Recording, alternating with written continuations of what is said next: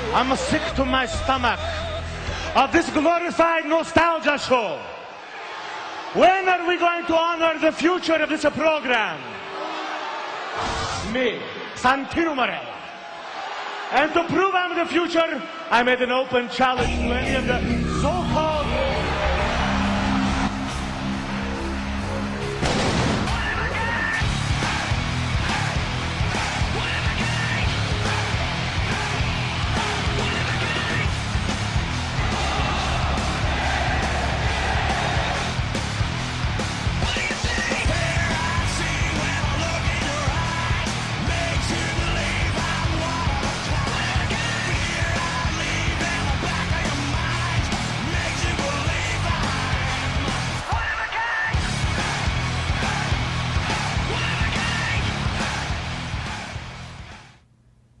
Hey guys, this is Chase from Burnout Inc., that guy with the gloves, and this is going to be my review of the WWE Elite Series number 27, Rob Van Dam. The man goes by many names: Mr. Monday Night, Mr. Friday Night, Mr. Pay-Per-View, the whole effing show, the whole damn show, whatever you want to call him. Rob Van Dam is one of the most exciting superstars to ever step foot in a WWE ring, in an ECW ring, in a TNA ring. Wherever he went, Rob Van Dam was the highlight of the night. He would do things in the ring that you never saw before, because this guy has such cat-like flexibility. He could just pull off moves, just stuff that you would think in your head that you would do with your own action figures. Like, oh, wouldn't it be cool if somebody did a cartwheel into a moonsault? Well, Rob Van Dam would do it. He would do the craziest stuff I've ever seen. One of the first times I really got exposed to him was when ECW and WCW invaded WWE, and they had the Alliance versus WWF at the time, At SummerSlam of that year, Rob Van Dam had a hardcore title ladder match against Jeff Hardy.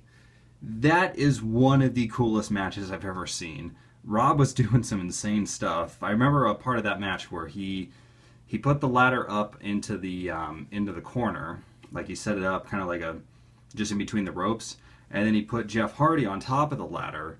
So then RVD gets on the opposite turnbuckle and jumps off, does a rolling thunder onto the ladder and onto Jeff Hardy. I mean, it's the most insane thing.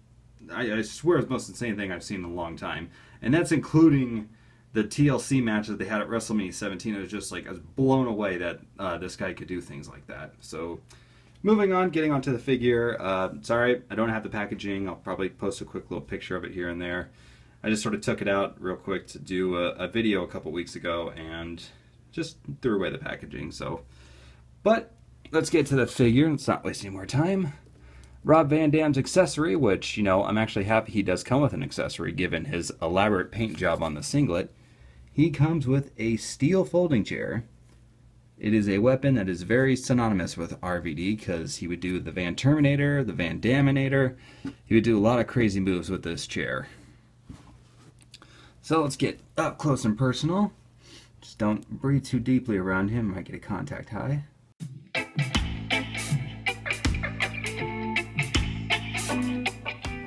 Has a very, very good likeness to Rob Van Dam. I'm really surprised. I like this face scan a lot better than any of the Jax figures that I've seen. I was actually going to probably make an RVD custom this year if they didn't release this guy. But man, I really do like it. The ponytail looks great. The small amount of hair he has like going back down into his beard and mustache area, and the goatee looks really cool. And just a great expression. He's got that little smirk on his face and kind of a glazed look in his eye. I wonder why. Before I get to the singlet, RVD has black wrist tape starting at his forearm going down to the fingers. He's got these big bulky knee pads, which I still don't like these. I really wish they would just cut them down in size. Kind of makes articulation a bit of a pain with these giant knee pads. And then he's got some basic black boots with the kick guards. And on the sides, there's a yin-yang symbol, and it says RVD. It used to just say, depending on which version of RVD you have or when you were watching him, his boots used to just say Van Dam in yellow. Kind of like what Chris Jericho's boots used to say, where it used to just be Jericho So that was kind of cool that they both had that on their boots. I thought it was really cool, but I like this. I should like this a lot more. All right, so RVD is famous for his amazing kick-ass singlets, which usually have a theme of dragons or yin-yangs, or, you know, kind of more of an oriental style, where I've seen ones where he's got, you know, like rising suns and like blood and bones and stuff like that. So very cool. All of his singlets are airbrushed, and the guy that does RVD singlets, they actually do he does Ryback singlets as well. In fact, Ryback actually called RVD and asked him if it was okay if he used his guy for it, and I think that's really cool. So this one has got a base tone of gray with black, red, and blue swirls kind of all around, because there's supposed to be flames coming off of the bottom of the trunks. And it's got some green in there for RVD. Looks really cool. You can see there's a big dragon behind there just snarling. Wonder if it's one of the Khaleesi's dragons. And on the back is just really cool. I love this orange and black yin-yang. It's really awesome. Don't really know why there's a white part of the yin-yang. They could have just made that orange, and I think it would have stand out a little bit better. But I'm guessing that's part of the design, so either way, it looks really cool. I love the way this singlet turned out. RVD's, he wore this singlet in a Monday Night Raw match against Chris Jericho in 2013, and from what they were saying and what a lot of the fans online were saying was that was one of the best matches of the entire year. And it's a shame that WWE Creative isn't better at their job, because I really think they could have taken RVD and Jericho, two guys that they really weren't doing anything with, and put them into a feud for anything, for the US title, for the Intercontinental title, or just a feud. You know, Jericho done like RVD or whatever, just a best of series, who cares? I mean, they've got all these talented guys that put on great matches, and because the creative writing team can't do anything with them, they just get shelved, or just nothing happens with them. So, but I'm glad to see that RVD is working with the younger talent like Cesaro and Jack Swagger and Sandow and stuff like that. I think that's great. Alright, so the flexibility on the most flexible wrestler ever is pretty damn good. His head can go 360 despite the ponytail, but I'm pretty certain that's a little fragile, so I wouldn't want to do that just to avoid breaking it. He has an ab crunch. He has, messing with the wrong thing. He has waist articulation. Shoulder rotates all the way around. Upper bicep swivel. Bends in the elbow. Rotates at the wrist. Wrist goes in and can't really see it because my hands are so bigger, much bigger than his. His wrist goes in and out. His legs go up about that high. Out about that far. He has an upper hip swivel. Bends at the knee. He's got a double bend.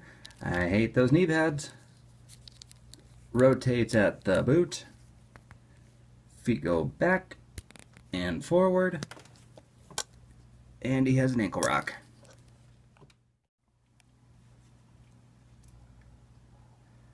Overall, this is a very great first appearance by Rob Van Dam in the Mattel Elite Series. A few complaints that I have: I really wish it could have came with a t-shirt. Even like, you know, the plastic ones or the rubber ones that they put on there didn't have to be cloth, because Rob Van Dam is known for his really cool t-shirts, and he usually always wears one down to the ring. So I think that would have been cool to include one with him. The steel chair's nice. The paint on the singlet's really good. I can't really tell if some things are defects or not, so I just kind of took it as in they're not, because, you know, I can't tell. I just can't tell if it's supposed to be there or if it's not supposed to be there. Couple little paint scratches and marks like here and there. When I first got the figure, he had like a long black streak on his upper right bicep, and I had to scratch off that paint.